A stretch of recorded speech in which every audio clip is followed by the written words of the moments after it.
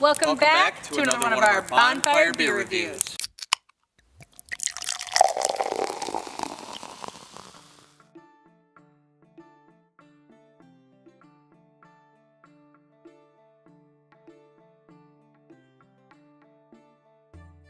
Coming at you with episode 2 today. It is much darker. Episode 2 already? I know. What? But it's much darker in this episode than the last episode. If you missed episode 1, there's no leaf blower. If you missed episode 1, make sure you go check that out.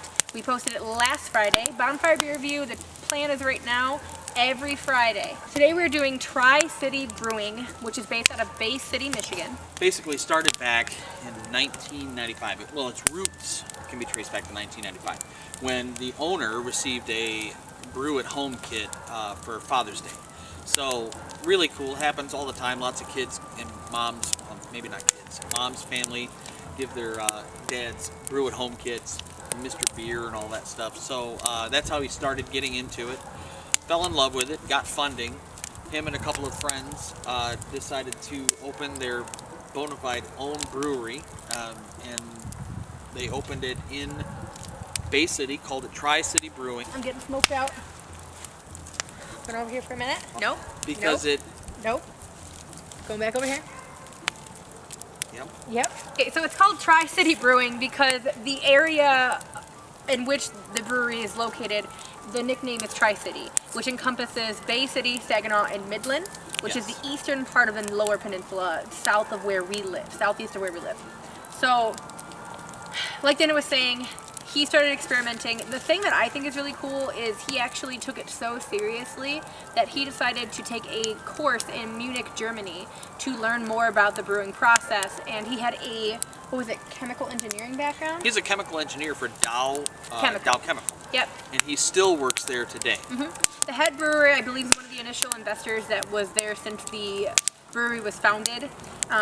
Which is really cool. Unlike other microbreweries, especially one that, although they seem that they've expanded, they've been around for a good amount of time, I don't think we've ever actually had one of their beers.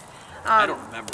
To be honest, but they have 23 craft beers on tap, dabbling in every style, pretty much. So I think that's really sweet. So it's one of those breweries that if you go there, you're gonna really figure out how they do and get a good taste of what they have to offer and where they're putting their stamp in the brewing industry right now in Michigan. So I would like to go there for sure, especially if we're going to go to Midland Brewing. We could probably do a brewery hop and do both, to be honest, but yeah, they got a full lineup. So enough rambling. We told you enough about the brewery. We already showed us pouring 2 of the beers, both the beers we're doing. We have a stout, which is a Russian Imperial, and then we have an IPA. So the stout we're actually going to do first because I decided that Dana always goes first. I always get to go first. So I'm going to go first today. I'm really excited. Okay, so mine's called the Giant Slayer. It's one of their more popular beers. They always have it on tap in rotation, even seasonally. It's one of their mainstays. So this one is 9.5% ABV. Pretty hefty. 66 IBUs. And for an Imperial, it's going to have a lot of deep, rich, mahogany-style tones. So it's going to be like dates and chocolate and coffee and bitter. Is it a Russian Imperial? It's a Russian Imperial, yep. So this one, let me see. This one, the overall rating is 3.61 on Untappd, but from people we know, it's a 3.7. There's 2 people I wanted to give a shout out to that have rated and tried this beer. One, of course, is Tyler Finkbeiner because we're in his area of the state, so of course he's tried it. He gave it a 3.7. We also have Dan from Dan and Lizzie, which, if you guys don't know, they're a really cute couple, and they are from Till Beer Do Us Part. Great channels. We will link them below. Go check them out for sure. They also gave it a 3.7. So I'm going to read a really quick write-up here about this beer. It says, the Russian Imperial Stout is just bursting with an abundance of character. One of our biggest beers, coming in at 9.5% ABV. Oh!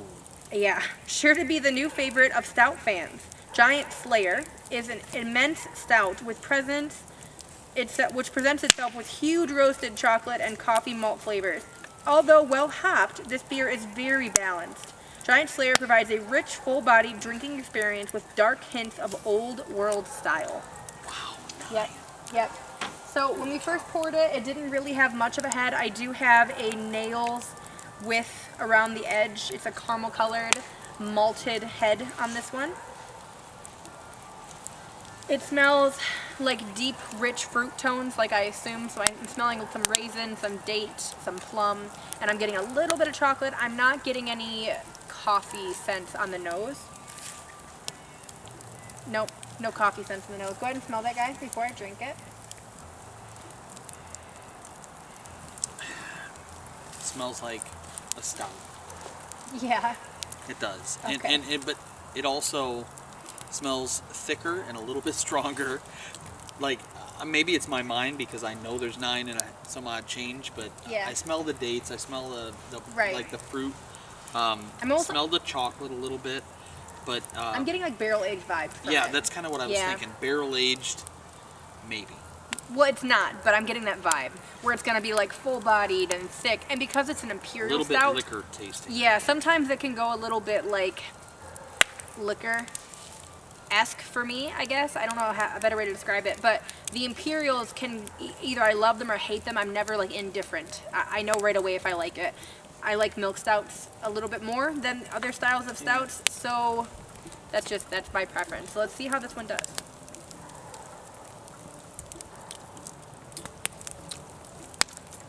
Okay. Got a kick to it? Yeah.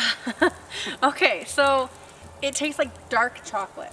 Like the organic dark chocolate has like the percentage of cocoa that they tell you is in it. This is like a 90% cocoa. It's like so dark. Jeez. That's what it tastes like. It's so dark tasting as far as the chocolate notes go that it airs on the side of fruity like I was smelling. So sometimes dark chocolate has like a fruit character to it, like we mentioned, like plum or raisin or date. I am getting that. I'm not getting much of a coffee flavor, but it has the consistency of a pour over coffee or a French press where it's a little bit meaty, it's a little thick. There's some grit to it. So this is definitely strong, but it's smooth. It's really good. I love it. It's really, really good. I give this one a 4 or a 4.5. Wow. I like it. I'd say 4 to be honest, but I do like it a lot. It's really good. It's good, right? What do you give it out of 5? 4 1/4. Yeah, I'm right there. I 4 1/4, 4.5. It's really good. I mean, everything you said was dead on accurate. The fruit notes, the dark chocolate notes. Very good. It's good, mellow, not Yeah. tart, not bitter at the end, like you just bit into a bar of baking cocoa. Yeah. Like a It's lot not of stouts chalky. are. It's not bad at Yeah, all. really good. All right, it is your turn now. Okay, we added wood to the fire, and it's very snap, crackle, and pop, and also is trying to kill us, so like, hold on a second. We'll be back in the frame in just a moment. All right, sorry for the fire intermission. We are back. All right, Dana, tell us what you're drinking. So it is called Cherry Island IPA. It's a 6% ABV, 72 IBUs. It's got 5 hops in it. However, we checked Beer Advocate, we checked on tap, we called a friend. Nobody seems to know what 5 hops are in it. No clue. So they're mystery hops. Hopefully you can guess. Overall, everybody is kind of giving it an rating. Our friends have said 3.5. Most people say 3.2. It's kind of a middle of the road beer, but it is one of their year-round mainstays. So I guess you can always get this on tap at the brewery. Yep. So that's kind of cool. I don't know what I'm smelling. It's hard to know. It's 100% malted barley. Yeah, as well. 100% malted barley. So Yeah. maybe that's what the initial smell is, the barley. Like a malty. It definitely is a malty, but it's also got a citrus piney. And it pours amber in the glass. Actually, really a very, It had a very very pretty, active head. very pretty beer. Yep. That's interesting. Yeah, I mean, It's not hops right away. I would say floral. I wouldn't say citrus, and I wouldn't say pine. I get a floral aroma, which it even lists it as such on Untapped as well as their website. So I am getting like a muted floral, slightly sweet, malty, bready kind of thing. I'm not getting anything that is pungent enough to like know for sure. Make sure I don't catch on fire, people, because I'm getting sparks everywhere up in here.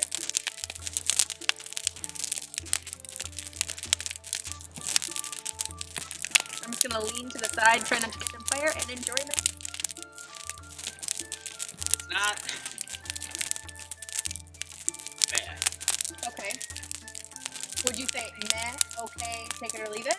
It's okay, take it or leave it. Okay. I may even say that 3.2 is generous. Hold on, you're on fire. Hold on, come here.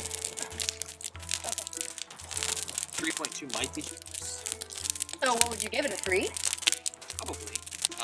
Could be whatever hops are on sale at Walmart that day.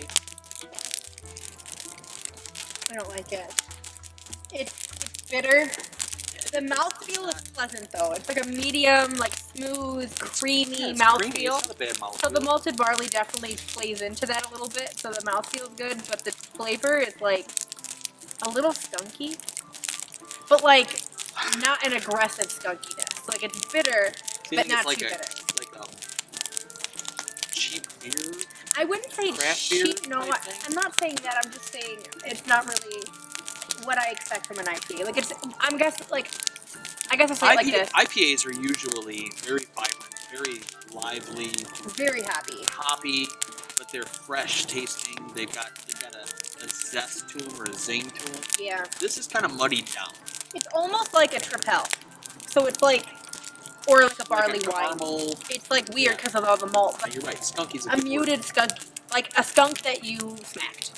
I would not say skunk. Like only half We sprayed. would not. Happy Trails knows that there may have been a hockey puck turtle thing going on. But never a skunk. And maybe never there a was a skunk. raccoon that tried attacking us one time in Indiana. But we have not tried to mess with skunks. No skunk. No skunk. But if you were gonna smack a skunk and it half sprayed, that's what this beer is. It's like, not a full spray, just a half. It's a muted skunk. I think we've overused this Okay. skunk. Anyway, those are today's beers. Please make sure, again, that you check out the 2 channels we mentioned in this video. Again, they're listed down below, as well as all of our social We media mentioned links. 3 Happy Trails. Don't Happy forget Trails that. as well. Go Yes, see Happy Trails. for sure. But all links are, as always, are down below. I'll put a card right up in here somewhere of last week's Bonfire beer review. Right there. Thank you for joining us. Make sure that you stay warm, drink good beer, and cheers. Cheers.